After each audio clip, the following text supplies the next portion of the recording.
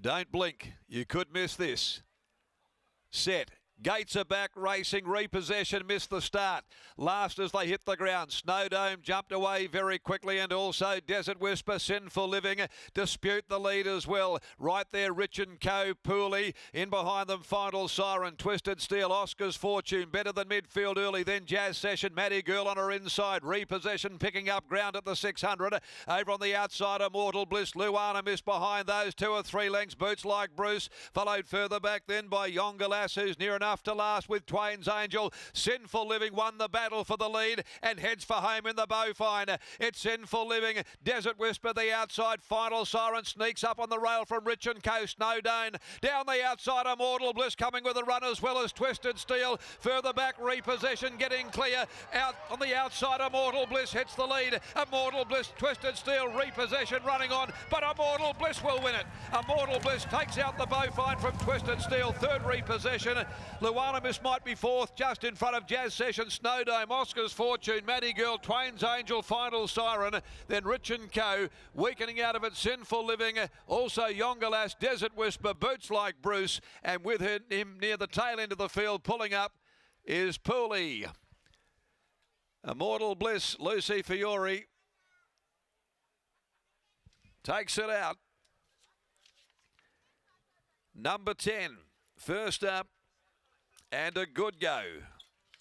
$19 Thursday, and has run around 750, beating Twisted Steel.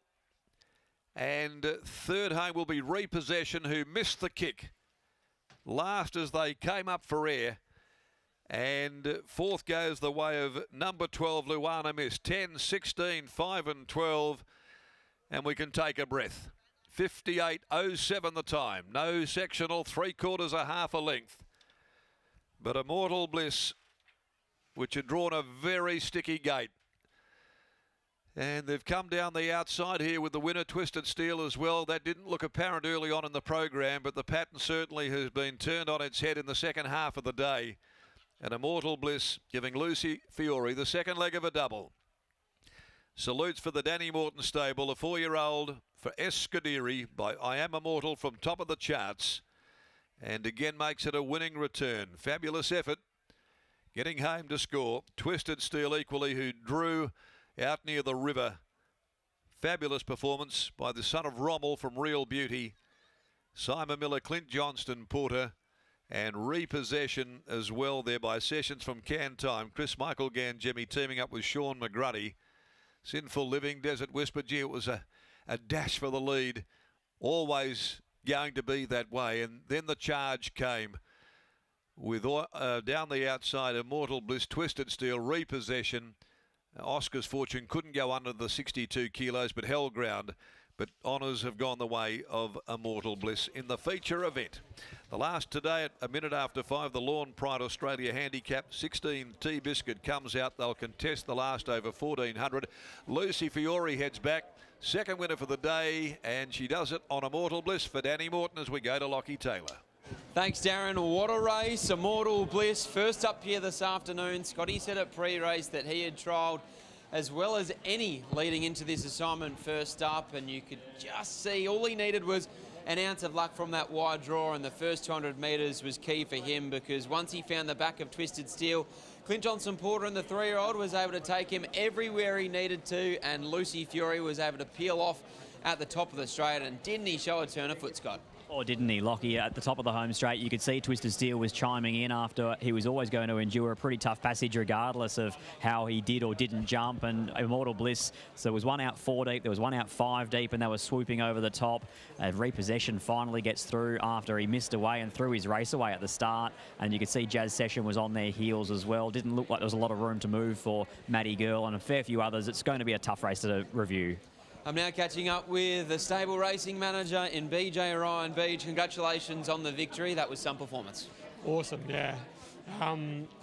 Always had a big opinion of this horse since he joined the stable, and come here pretty confident actually that if the race set up the right way, that he'd be really hard to hold out late. Everything worked out. went enormous. So happy, yeah. Last time in, he was having only his first preparation for the stable. Is he the type of horse that has improved a couple of lengths second time round? Potentially, yeah. He's just a beautiful big horse. He's just going to, he's just maturing into himself. Very lightly raced, very well looked after with the previous stables that have had him. So he come to us in good order. I really think he's going to be a sprinter that's going to take the next step and really, you know, in my mind, I feel like he's going to be a carnival player later this year. Keeping that in mind, there's 3 more feature sprint races over the next 6 weeks. Does he progress to all 3 potentially? Hopefully the next 2 1200s, the Bolton and the Newmarket. And then I feel like we can maybe aim up at a Golden Saddle, something like that. He did win Kalgoorlie Cup Day last year, so I feel like a race like that would probably be a good option for him as well. Where is the boss at the moment? The stable's flying without him. Yeah, Shelby and Jolene and the team are doing a top job. Dan and Carol were back from New Zealand tonight. They're on the plane at the moment, so yeah, they'll be very happy when they check the results to see that Immortal Bliss has won, so very happy. Nothing better than that. Well done here. Thanks, mate. Cheers. There's BJ Ryan after the win of Immortal Bliss. What a performance to take out this year's edition of the Beaufort, and here's Lucy Fury. Well, Lucy told us earlier on that he'd trialled well. He was just going to need some sort of luck from what was a horrible barrier, and then how'd it go, Luce? Yeah, I don't know if we got any luck, just pure ability, and he just put him away. His ability, your ability? I'd definitely say his ability. Sat 4 wide, half cover on many horses and not done that, so I'd put it to the horse. Didn't he march into it, though? Yeah, he really did. I had the option, maybe 600-700, do I drag back to get cover 3 wide and be 3 wide cover, or do I just bite the bullet and just keep going with the flow? And just was like, I was too late, just go with it. And once I give him a kick, I don't know, maybe they were gone so fast that they started stopping, but he just ate him up, and I straightened up with a lap full of horse. Even then at the 600 when you're 3.5 with cover, at least in front of you is Clint Johnston Porter and Twisted Steel, a lovely horse to follow at stages. Yeah, for sure. And we were both kind of having the same problem of, but they're going that fast, there's not really much you could do. Going out to the next 1200s of the next 2 races in this series, he's going to be very hard to beat. Yeah, for sure. Hopefully draw a better gate and we don't have to do that again. But yeah, excited to see what he does. What about Moonwalk in the last? Huge effort last start. 2100 back to 1400 and wins. Yeah, she loved going back to the 14. Today's another one. So yeah, I think I was looking forward to her in the last. Congratulations, well done. Thank you. There's Lucy Fury. She combines once again with Dan Morton. Haven't they had a terrific run in the feature races throughout this season? Immortal Bliss, he takes out this year's edition of the Beaufort Stakes.